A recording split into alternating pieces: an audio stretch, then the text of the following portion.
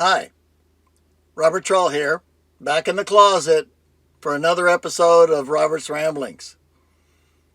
Today I want to talk about the Great White Plague, tuberculosis. Did you know that tuberculosis, often called consumption and often referred to as the White Plague, was the leading cause of death in the United States at the beginning of the 20th century? Or that by the 19th century, the deadliest killer in human history, tuberculosis, had killed 1 in 7 of all people who had ever lived. Thank goodness it's no longer a problem. Thank heavens we have it completely under control. Right?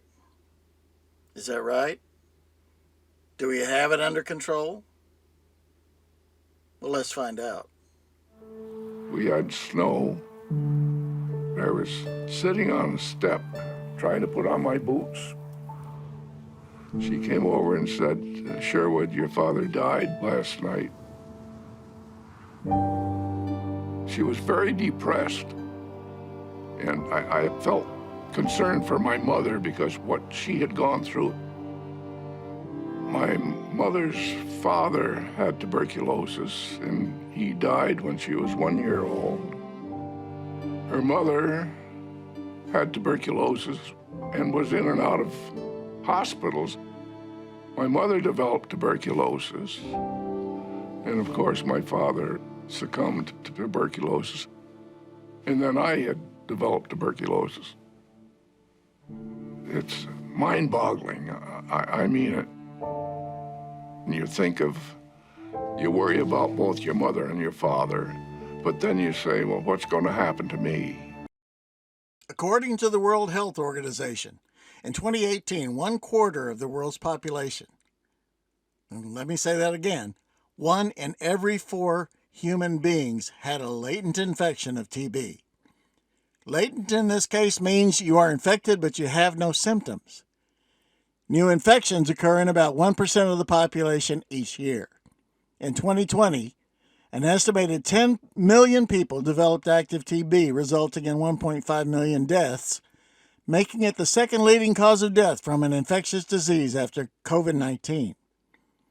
Each day still, around 4,000 people die from TB. According to medical writer and communicator Dr. Sanchari Sinaduda, and these are her words, Mycobacterium, a genus of pathogens, was present in the environment about 150 million years ago, and an early variant of Mycobacterium tuberculosis was originated in East Africa about 3 million years ago. A growing pool of evidence suggests that the current strains of Mycobacterium tuberculosis were originated from a common ancestor around 15,000 to 20,000 years ago. The earliest written descriptions of tuberculosis were originally found in India and China as early as 3,300 and 2,300 years ago, respectively. Moreover, tuberculosis was mentioned in the Bible, using the Hebrew word shashchepheth to describe tuberculosis. Egyptian mummies dating back 5,000 years show skeletal deterioration characteristic of TB, but there were no written records of the disease. J.L. Schoenlein first published the name tuberculosis in 1832. The oldest scientifically proven evidence of the disease in America was found in Wyoming in bison remains dated to be 17,000 years old. Bovine and human TB are linked to a common ancestor but are not exactly the same. However, cross-contamination can and does happen. Dr. Robert Koch identified and described the bacillus causing tuberculosis as Mycobacterium tuberculosis on the 24th of March, 1882. As a result, he was awarded the Nobel Prize for Medicine in 1905. Koch, however, did not believe bovine TB could be passed to humans, and as a result, people continue to get TB from drinking contaminated milk for some time. It was not until pasteurization became widely used that the risk was averted. Believing that average citizens could do something about tuberculosis, In 1904, Dr. Edward Livingston Trudeau founded the National Association for the Study and Prevention of Tuberculosis, later named the American Lung Association. In 1907, Trudeau and his organization launched the Christmas Seals campaign. It was the first ever direct mail fundraiser with the sole aim of fighting the disease of TB. Today, average citizens commonly fight against diseases, including TB, using whatever tools they have at their disposal. My name is Polina Sinyatkina. I'm from Moscow, Russia. I'm an artist. This is my profession. And I'm a TB survivor. I spent about 7 months in the hospital. The doctor told me that don't tell this to anybody because you will be branded for life. And you are young, you don't need it. Tell this to only your close friends and family.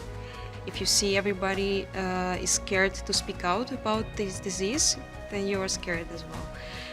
And I decided that I want to fight the stigma, and the only one weapon I know is art, because this is my profession basically. And I started to make series of paintings about the reality of hospital life. I was asking my friends to pose for my paintings, and some of them were willing to pose for my paintings because they realized they want to fight the stigma, and together we were not afraid to do this. And since then I'm traveling the world and exposing my exhibition in different countries and telling people that TB still exists even here and now, and we should not be scared to speak out about it. I'm Polina Sinyatkina, I'm from Russia, and I'm an artist and TB survivor, and I'm a resistance fighter.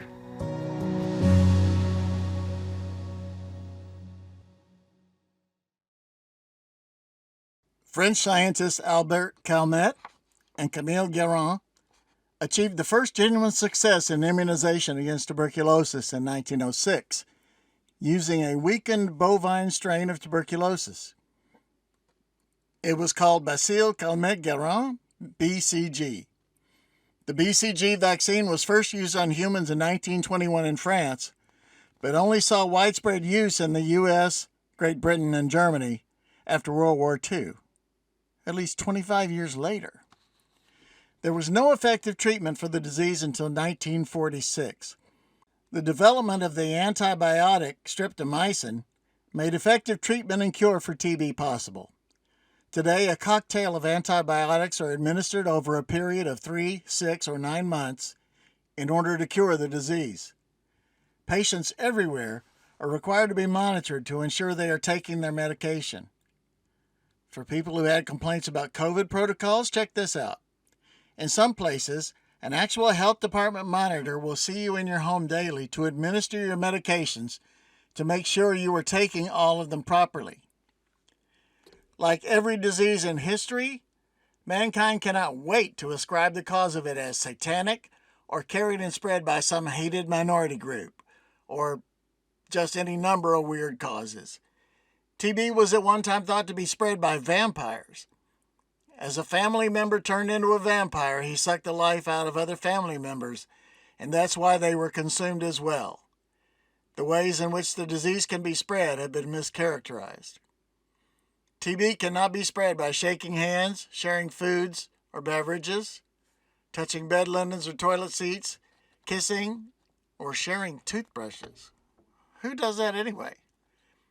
During the early Victorian period, it actually became fashionable to look or act like someone who had late-stage TB.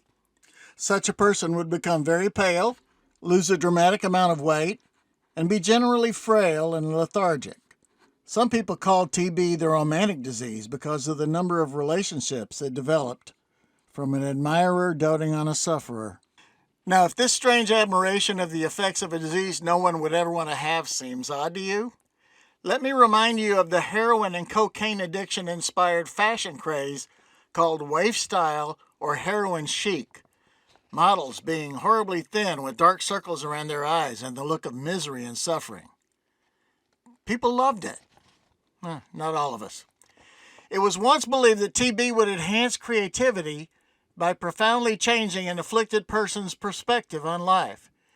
This latter idea came from the sheer number of artists, writers, and composers who had the disease. Note, these are professions of people who work indoors. Let's have a look at the tragic list of famous people who died or were stricken by the disease.